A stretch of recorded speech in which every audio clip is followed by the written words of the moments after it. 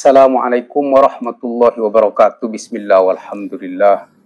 Wassalatu wassalamu ala rasulillah wa ala alihi wa ashabihi wa man wala. Amma ba'd. Baik teman-teman. Katanya pepatah, sulit sekali menjelaskan kepada lalat kalau mawar itu lebih indah daripada sampah. Dan lebih sulit lagi untuk memberitahu kepada lalat bahwa bangkai itu busuk dan menjijikkan. Sudah kami jelaskan kepada Kiai Fatah dulu di pondok, memang senior kami.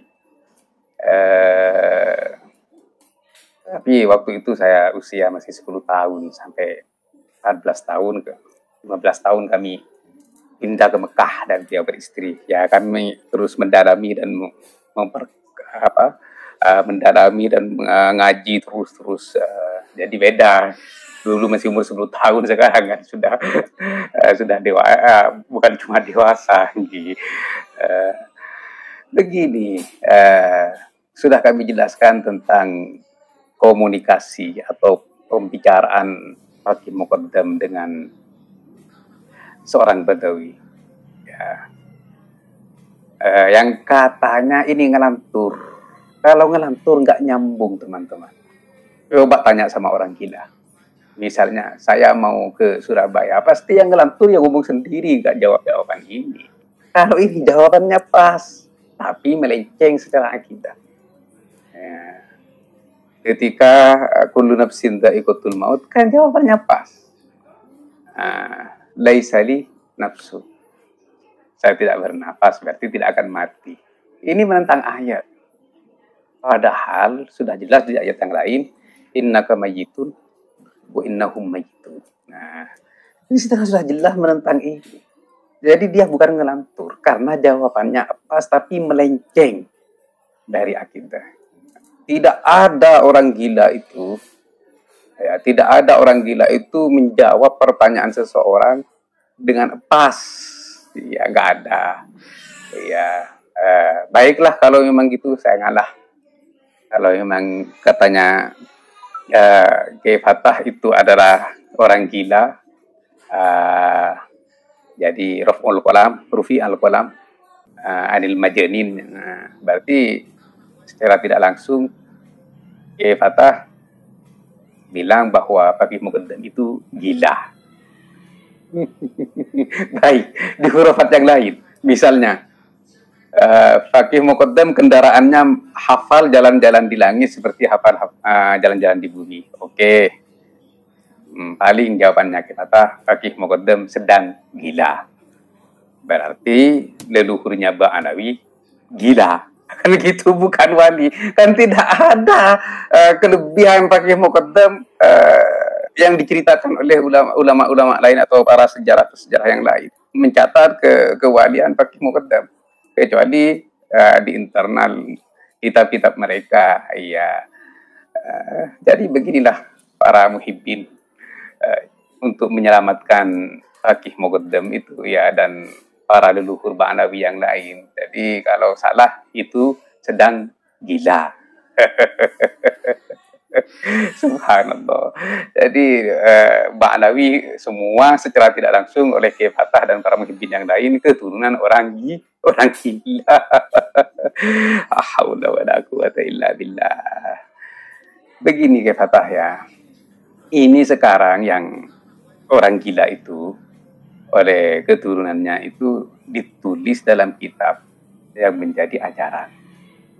Berarti kitab itu nanti akan disebut ajaran orang gila, begitu ya.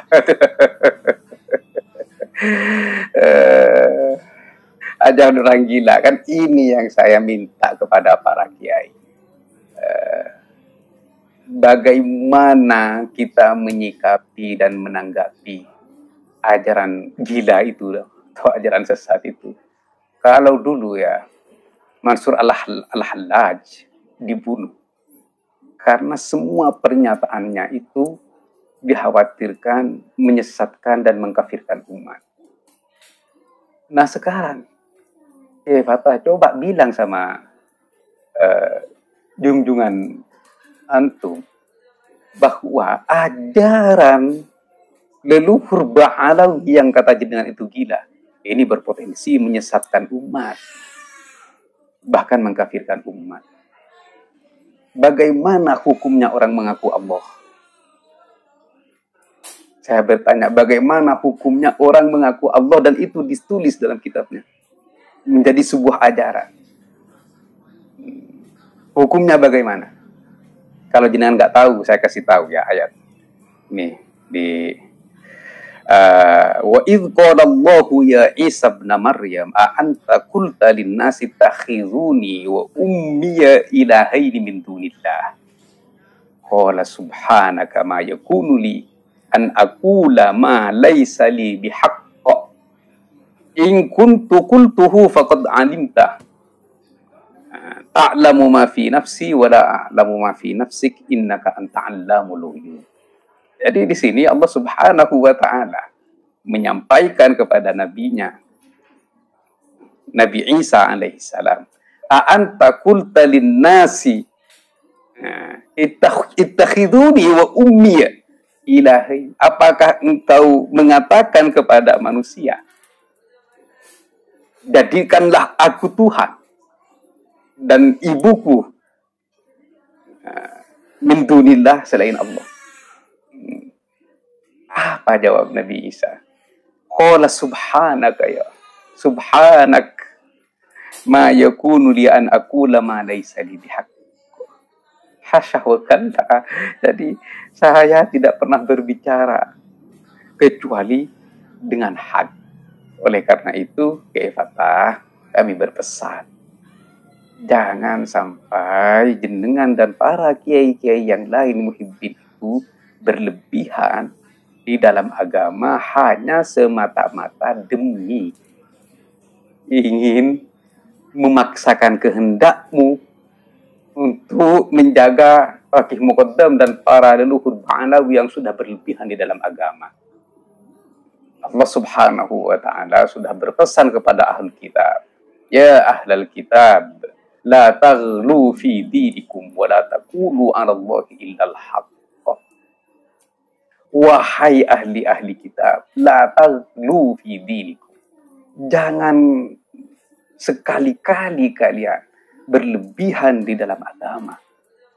Wala taqulu, dan jangan sekali-kali kalian berkata atas nama Allah illa bil haqq, kecuali dengan hak. Saya bertanya, apakah Mi'raj 60 kali dalam satu malam itu benar apa tidak? Apakah itu hak apa tidak? Tolong sampaikan kalau memang itu hak. Dan saya juga bertanya, apakah hak kendaraan Faqih Muqaddam hafal jalan-jalan di langit seperti hafal jalan-jalan di bumi? Kalau hak disampaikan, ya kalau tidak hak disampaikan. Dan saya juga bertanya, leluhur Ba'alawi katanya serah jabatan dengan Allah Subhanahu wa ta'ala, mulki mulkuka, kerajaanku adalah kerajaanmu. Tusarrifuha kaifa syi'ta. Gunakanlah semuamu. Bahkan katanya urusan mati dan hidup pun juga di tangan leluhur Ba'alawi. Itu hak apa itu dolal? Atau katanya jenengan gila. Kalau gila, kenapa itu ditulis dalam kitab yang nantinya akan menjadi sebuah ajaran yang berpotensi nanti akan membingungkan umat, bahkan akan menyesatkan umat. Bahkan yang paling kami takutkan akan mengkafirkan umat. Kenapa? Karena sudah berbentuk sebuah kitab. Dan para ulama diam. Dan para ulama yang dihormati dan disegani diam terhadap ajaran itu. Iya, mungkin di generasi kita, di masa kita, kita masih tahu mana yang hak dan mana yang batil. Tapi, coba jenengan pikirkan, generasi-generasi berikutnya. Apakah nanti generasi-generasi berikutnya aman dari ajaran sesat mereka? La haula wala quwwata illa billah. Ingat pesan Allah Subhanahu wa ta'ala. Jangan kita sama dengan orang-orang ahli kitab yang diam atas kesesatan orang Yahudi. Sehingga inhiraf, pelencengan terhadap agama terjadi di agama Yahudi. Jadi hati-hatilah.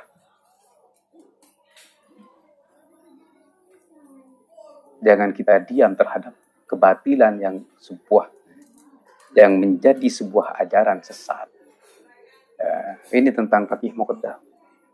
Dan tentang huruf-huruf yang lain sudah kami kumpulkan dalam sebuah buku agar menjadi pencerahan bagi umat bahwa ajaran yang demikian itu adalah ajaran yang sesat, agar umat tidak tersandra dan terjerumus dalam kesesatan. Semoga nanti mendapatkan perhatian dari MUI dan dari para ulama agar kitab-kitab Ba'alawi yang menyesatkan dilarang peredarannya itu di Indonesia. Semoga demikian. Dan kami terima kasih kepada para teman-teman. Sebenarnya saya tidak mau panjang lebar dengan Kefata, selain dia itu adalah seperguruan dulu dengan saya, dan juga kiainya satu, pamannya saya, karena sepupu dari Umi, itu sepupunya Umi, dan pamannya dia, satu guru dulu ya. Terus dan juga dia masih saudara saya. Jadi saya sebenarnya tidak ingin panjang lebar, tapi karena dia mengira saya tidak paham dengan apa yang dia sampaikan. Bukan saya tidak paham, teman-teman. Saya paham, tapi dia yang kurang memahami tentang substansi dari apa yang kami sampaikan. Jadi karena mungkin pemahamannya terlalu tradisional lah ya, karena hanya bergelut dengan kitab-kitab tradisional seperti itu, kurang meluas terhadap kitab-kitab yang lebih besar dan juga kitab-kitab yang kontemporer. Oleh karena itu pemahamannya itu kaku. Jadi yang tidak kaku dianggap berbeda dengan dia, dan yang berbeda dengan dia dianggap salah memahami.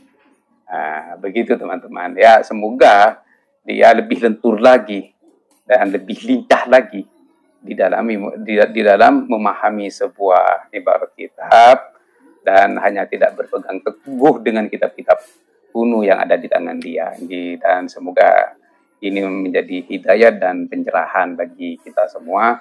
Semoga kita diselamatkan oleh Allah Subhanahu wa taala, dilindungi oleh Allah Subhanahu wa taala dari ajaran-ajaran sesat. Amin ya rabbal alamin. Sekian, wallahul muwaffiq ila aqwamit thoriq. Wassalamualaikum warahmatullahi wabarakatuh.